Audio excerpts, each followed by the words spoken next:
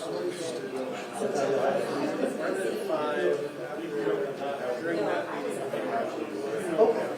Send me a text. I got a phone meeting.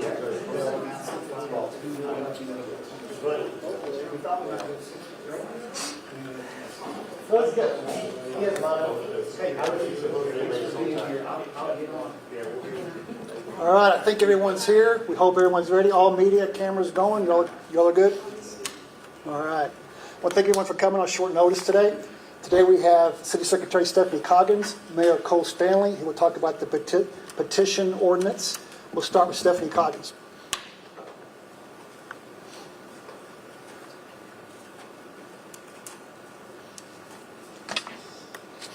Hi, I'm Stephanie Coggins, City Secretary for the City of Amarillo. We just wanted to report to the public today that the petition that was submitted to us back in April has been validated. It will be presented to the City Council at their next regular meeting, which will be on May 28th. That's not next Tuesday, but the Tuesday after. Are there any questions on the process for the validation or anything on the petition I can help answer? How many names are on a petition, have to be on a petition before it can be validated? So that is determined based on the number of registered voters. It's 5% of our registered voters. In this case, that calculation was 4,888 names needed to be valid. And how many were on there? They submitted around 10,300, and we were able to validate 6,300 of those, approximately. Page Stockton, New Chanel 10, did you have any special effort to validate them? Not sure how to answer that page. So what we did is we followed the process that we followed in the past to validate. We have the pages in front of us, and we have voter registration rolls from each of our counties. And we have staff that go through the printed pages, look for the names in the voter registration rolls, and we just ensure that it's filled out in accordance with the Texas election code, that it has all the information there. And if it does, then we validate them, and if one does not, then we would invalidate that line. When was the official validation of the signatures? Michael Cuviello, Globe News. We've been working on this since we received it on April 28th, Michael, and we officially validated it yesterday. Okay. So what we did is we worked through every signature validated page by page. In essence, there were 781 pages to this petition with up to 15 signatures per page. So we worked through that process, validating every single page, and then went back and tallied them up to get the total that were valid. So officially as of yesterday, and we sent a letter to the initiating committee. That's the step lined out in our charter that we have to notify them. So we sent a letter to them in the mail yesterday. They should get that probably today, letting them know that it was valid and letting them know that City Council will receive the petition on the 28th. Michael Cuviello, Globe News. Follow up. So some people that are with the initiating committee said their sources told them yesterday it was complete. So is that a normal process, or is that something that just came out of nowhere? I can't really speak to that. I can tell you the process was that we emailed that to the committee members, and then we sent electronic mail copying it to council and city management. Noah Dawson with the Emerald Pioneer. Of the signatures that were not able to be validated, was there a common theme, or were there any specific problems that came with those? Or? There were several different reasons we were unable to validate some of the pages. So each page, each part had an affidavit at the bottom. And on some of those, Mr. Dawson, the affidavit was not filled out properly. And so that invalidated that page of signatures. Some of the other common things that invalidated them was they were not a registered voter that we could find on the rolls. They did not select their county. Because we are in 2 counties, state code actually requires that they say what county they're in. And there were several pages where someone did not select Randall or Potter. And then there were some where they lived outside. We had people in Canyon, for example, or Borger or other cities that signed the petition. Stephanie, Dave Butcher, Conference Media. Can you tell us how many city staff were used to validate the signatures, and what other city resources were used to go through this process? Because obviously this is a long and process to make sure that all these signatures are correct? So we had two primary city staff working on this, Dan, myself, and our assistant city secretary. And then we pulled in resources from various departments, and we used probably approximately 12 different city staff that came in for maybe 2-hour to 4-hour sessions, and we trained them on how to validate, and they validated alongside us with us there to provide questions. As far as other resources, of course, we made copies of the entire petition, and so some minor resources there, but most of it was manpower, and about 12 to 14 of us total. Paige Stockton, News Channel 10. On the City Council online forum, it was discussed, it was withdrawing of signatures. Are you able to tell us how many, if any, there were withdrawn? Yes, and for the privacy of the individual, I won't share who, but we did receive one affidavit to withdraw the signature. And during our process, we did locate that individual's signature, and we did strike a line through it and remove that one. Any other questions? Don't save any of the questions. Now's the time, right? If not, we'll Trayvon's waiting. hand it over to Mayor Stanley for the questions that he can answer. You need a mic.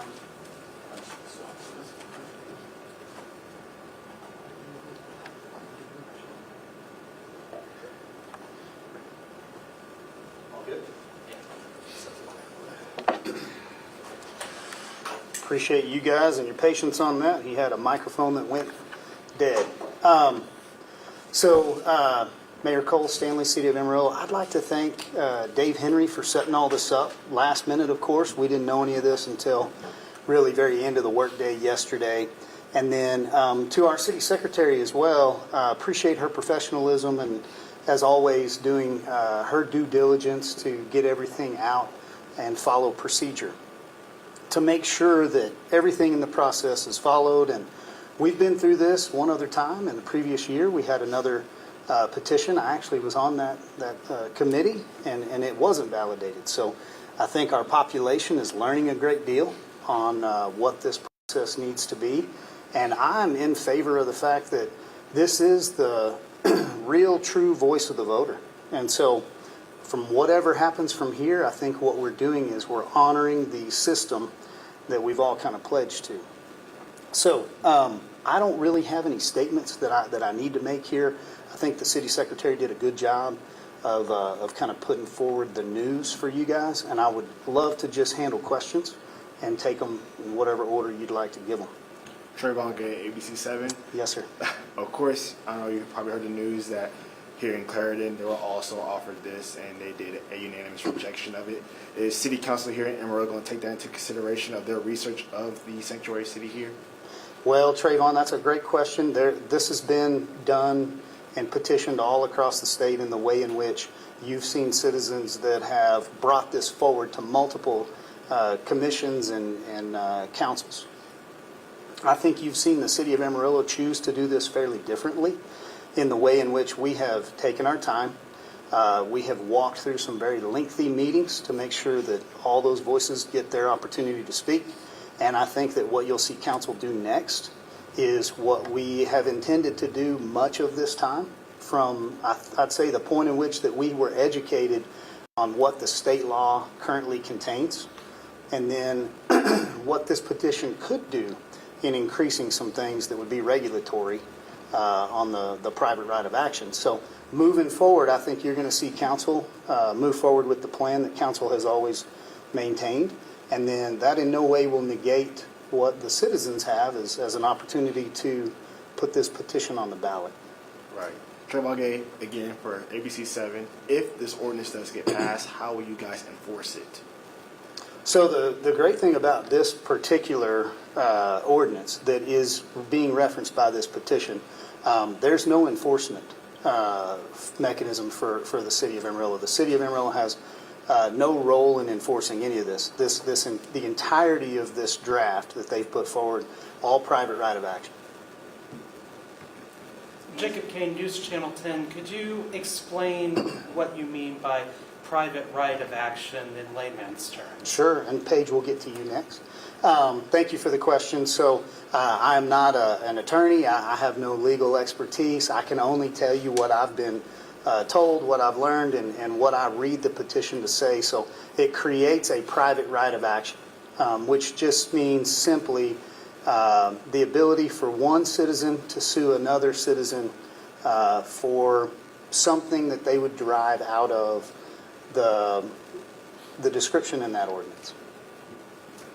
Page Dr. News Channel 10. Your online form, a lot of it is going back and forth with verbiage. What's different between the state and the city of Amarillo? How important is that to get that correct for the city of Amarillo as opposed to what the state law currently is? Paige, thank you for that question. I think that current council, as a body, and then myself personally, we fully stand behind everything that the state of Texas has done and the current state laws, and then we see a lot of validity in that. We see that this ordinance wants to expand or maybe further some other actions that can be taken in addition to what's currently state law. So we've learned quite a bit about 170A, 171, all of the body of that text. So if you look at state law, the main difference that I would point to with this ordinance versus current state law is state law provides some more descriptive venues. It provides for your attorney general to take action, a criminal act for those things that truly make the state of Texas a sanctuary state. So the question that follows that is, well, then why make Amarillo a sanctuary city? If you live in a sanctuary state, what are you really accomplishing here? I believe personally that it's important to stand up and stand for things that you believe in and also stand behind your state. Can we do that in a way that is not overreaching in some areas? I believe we can. I think that's what we're trying to balance here. Trayvon Gay, ABC7. Which way are you and the council leaning towards regarding the petition? Trayvon, I think that what the council has is we have requested the city attorney to create a draft that lines up with state law. I've seen this draft. I think we would be able to put this forward on the 28th, that meeting, have a good discussion, offer that as a potential amendment, leave all options on the table with this steering committee, this petitioning committee. If they make recommendations, we would listen and entertain any of those potential amendments. I think that because we've gone through this for this length of time, I don't feel that the council has 3 votes that would be in favor of this ordinance as it's written. So I don't believe that you would see us accept it and put it as ordinance. I also don't believe that it would be necessary for council to reject this ordinance. It has the petition signatures. It's been validated. It's earned the right to go forward to the ballot in November if that steering committee decides to do that. And the two are not, they're not adverse to each other. Meaning if council takes action on the draft, it doesn't prevent this from going forward in November. And if something were to fail in November, it wouldn't negate what council would do here as an ordinance. Mr. Butcher. Mayor Stanley, obviously this issue has been hotly debated in the community. And issues like this also have a tendency to cause a lot of division in the community. So what do you have, what would be the biggest thing you would like to say to the citizens of Amarillo as we move forward with this process? Well, I appreciate that question. And just so everybody can hear that, if that's off mic, what's the difference in Amarillo and the community? Because this is a very divisive topic and can be.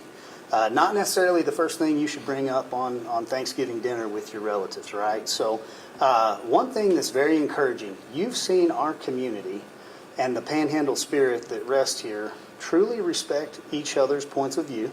We did what they said we couldn't do. They said you cannot bring this out and allow everybody to talk. And for hours and hours, we had public comment, and everybody got to say their piece. Did we have signs? Was there passion in the audience? Absolutely. Was there respect and honor and dignity for everyone in the room? Absolutely. I think that reflects good leadership in our community, and that reflects the character that we have here represented in the people. So, can we maintain this all the way to November? That is a question the petitioning committee will will have to decide for themselves, because only they would be the ones that would push this forward to November. Michael Cuviello, Globe News. So I know there was a lot of debate on the legalities of this process, and a lot of members of council have been studying over this. Is there any concern on your part that what they're asking for may not exactly be in line with the state law? Yes. I like that. Then Michael Cuviello, Globe News, follow up. Are you also concerned that, because to a great degree, no jurisdiction has ever brought any kind of suit against anyone for traveling through any jurisdiction. So are you concerned this is being kind of used basically as a symbolic gesture, but it does nothing as far as preventing abortions? People say that they're against abortion, but these kind of regulations have not stopped one person from having an abortion. In fact, the mechanism just charges a penalty after the abortion. So are you kind of concerned about this not truly creating a measure to prevent abortion? So, Mr. Cuviello, I think you're getting to what we would describe as a deterrent. So in the way in which there's no enforcement on the front end, what we're looking at is a deterrent. And so not my position to weigh in on whether this is a valid deterrent or not. I think that we would agree that any law and any measure that's given, be it private right of action or public enforcement, can have a deterring effect, and that the goal would be to further protect life. I sit on a council that's 100% pro-life. We obviously have made some statements where some of us aren't pro-life enough for you, right? Maybe you're more pro-life than I am. I don't know. I just know I'm pro-life. And all that means is that I want to do whatever I'm supposed to do in my capacity to further protect life in the womb.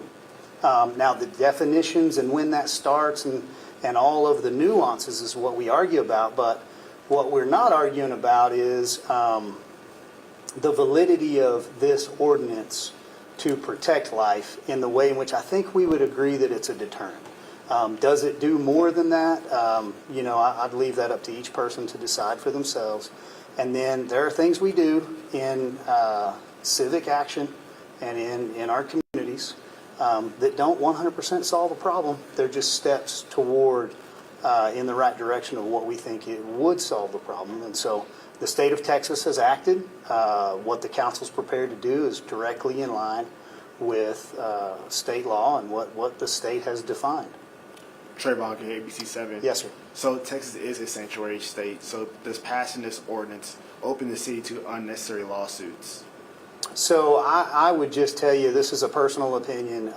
This has no bearing or relevance legally, and I'm not qualified to speak other than just my opinion. I think that this ordinance, if put on the ballot and passes, likely ends up in a challenge because of the civil liberties that could be enjoined, in the way in which the language is written. And so I think that this committee, the petitioners, have weighed that, and I think that if you ask most of them, could this get you sued? I think most of them would say, yeah, it could. They probably waver back and forth as to whether or not that's a good use of taxpayer monies, because it would be the taxpayer money that would pay for that. Yes, sir, Mr. Butcher. Obviously, this ordinance was not produced by the city of Amarillo staff or by the council. It was produced by an outside group that brought it as a petition and presented it to the city. Can you explain a little bit further, as the council looks at this ordinance, some of the changes and some of that process that the council could possibly make to this ordinance? So I would tell you that, Jonathan Mitchell's the attorney that has had his hand on this one. He's a well-respected attorney. I believe has argued a couple times, if not more than that, in front of the Supreme Court. He's had a hand in some state legislation as well.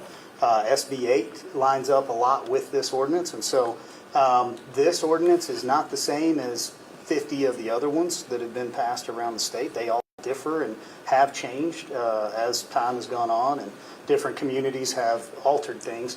This steering committee has the opportunity to do anything that they choose with this.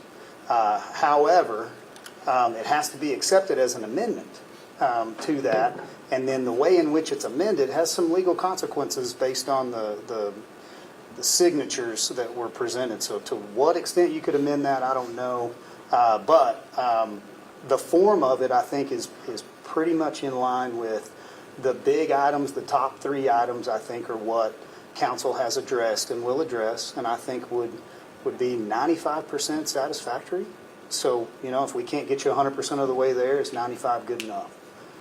Any other questions? Trayvon Gay, ABC 7. Trayvon, let me get Noah real quick. I'll come right back to you, sir. Noah Dawson, Emerald Pioneer. The city's also currently undergoing or being in the process of undergoing a charter review. Do you have any concerns, should this petition ordinance end up on the ballot, would that affect the charter amendments? The concern there would be that we're going into a very heated, politically divided nation, as well as, other contests that are going to be on that November ballot. And the more things that are on that November ballot, the good thing is we're going to get good voter turnout. The negative in that is how many items are you willing to stay focused on and study up by the time you get to the end of that. So I think whatever gets on this ballot in November needs to be precise, simple, and easy for our community to understand what it will do. Yeah, I have a few concerns, but not in control of any of those.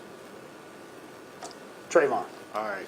So speaking to one of the Clarendon council members yesterday, she told me that one of the reasons they did reject it was because this might divide their community. Is that playing to a part in your guys' decision, maybe looking at this ordinance and maybe passing it? No, I don't think so. I think that we had that discussion whenever we were willing to take this up on behalf of our citizens to bring it forward in a public setting. The discussion then was, hey, is this worth it? You're going to divide the community. And I think council spoke pretty loudly at that time where, we're called to lead, not to prevent conversations and not to try to keep the status quo. So, change, even if it's good, is usually resisted. And so what comes with change is you have to be willing to have a mature, adult-like conversation, and we trust our community. We trusted them when they all came, and they dealt with each other civilly several times in the chamber. And so the division in this subject has already been had, and I don't think that, this conversation that's going to come up is going to further divide anyone. And I do know that most of my citizens are ready to see this in the rearview mirror. And let's move on to more city business. Michael Cavillo, Globe News. Sorry. So are you concerned as a mayor of the city that the Supreme Court has basically weighed in that the states have their say on abortion, but basically they haven't stated that citizens do not have the right of free travel? So are you concerned that an ordinance such as this, even though the city will not be the one going through it, would be an abridgment on people's right of free travel? So you're asking a question that assumes that this ordinance would prevent travel. And so I'm not going to fast forward to anybody's decision that would say that this ordinance could ever do that. However, I would tell you that constitutionally, as a conservative who loves the republic that he lives in, we always want to protect these civil rights and right of travel, right of speech. Freedom to move is greatly important, and we should never be in favor of anything that would ever limit that.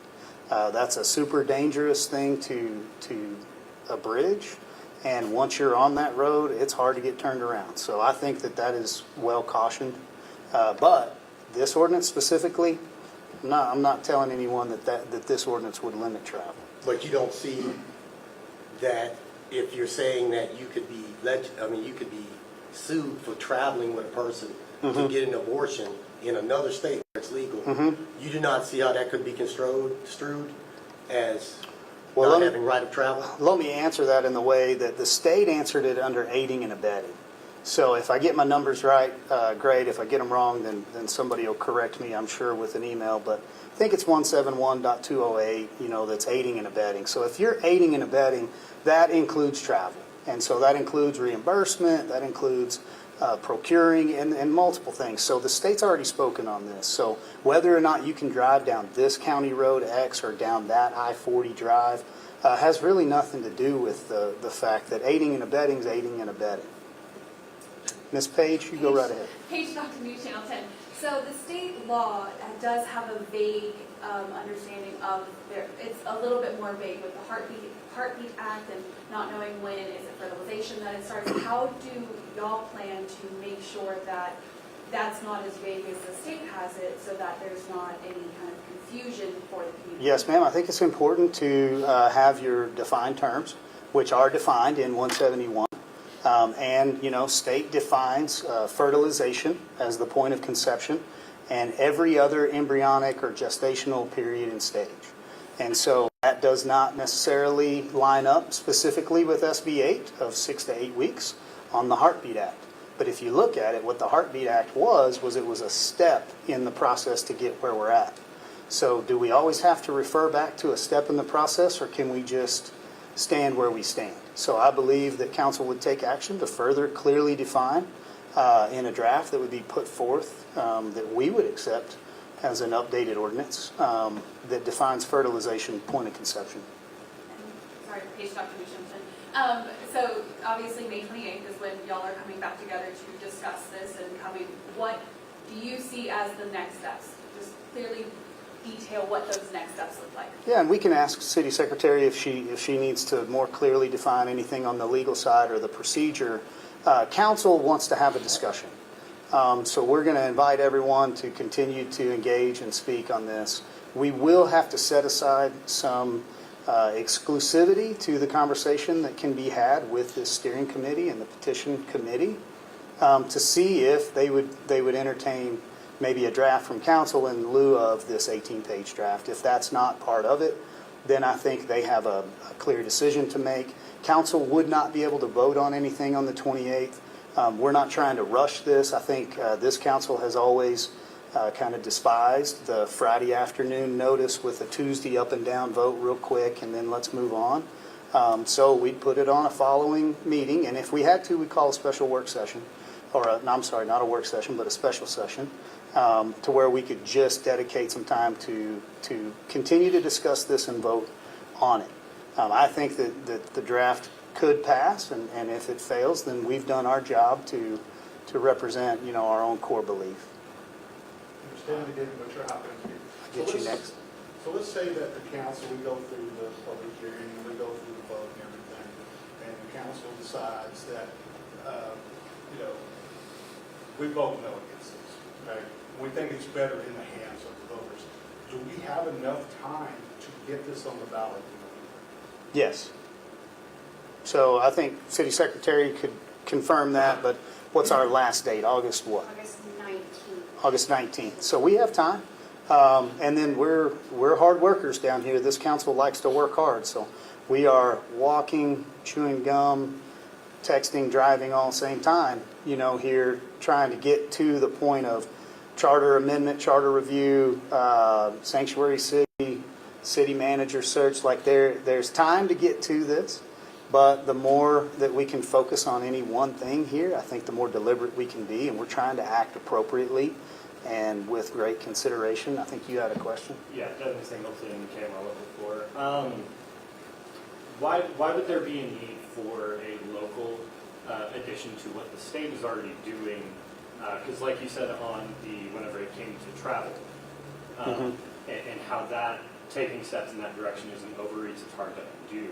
I think if you swap right to travel with reproductive rights, are we not doing the same thing just with a different right? Sure. There's great validity in what you said. And the question is, well, if the state's already done it and they have jurisdiction, they have the authority, why would a municipality ever feel like they need to do anything? Well, here's the answer.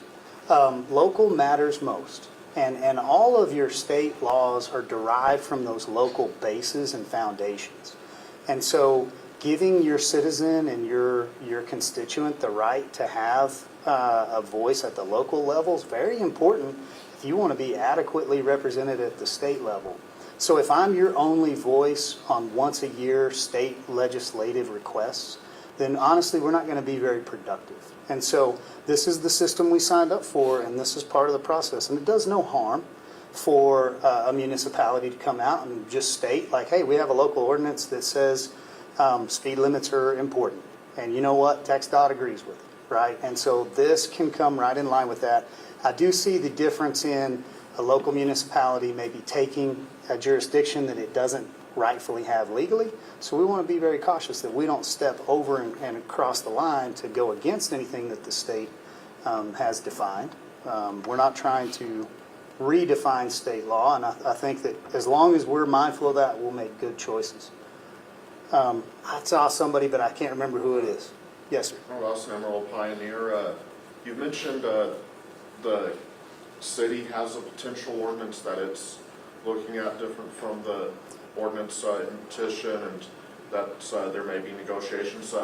Has anyone from the city or from the city council, to your knowledge, engaged in any negotiations thus far with the petition committee regarding? So let me correct one word that you said there, and the question was the city has this draft, so the council specifically. So we don't want to misrepresent the city of Amarillo in any way. None of this would become, I would say, city until you saw council move as a body. Council had requested the city attorney to draft certain items that could more clearly define what state law says. And then in the way in which that's been done, council remains independent as individuals. So every councilman continues to engage with citizens on both sides. I've received multiple drafts that, some are pro-life, some are pro-choice. I've had multiple engagements with lots of people. I'm sure other council has as well.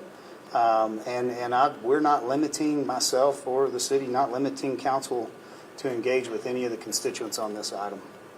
So has anyone from the council, to your knowledge, engaged with discussions with the initiating committee as to what they would accept in a revised?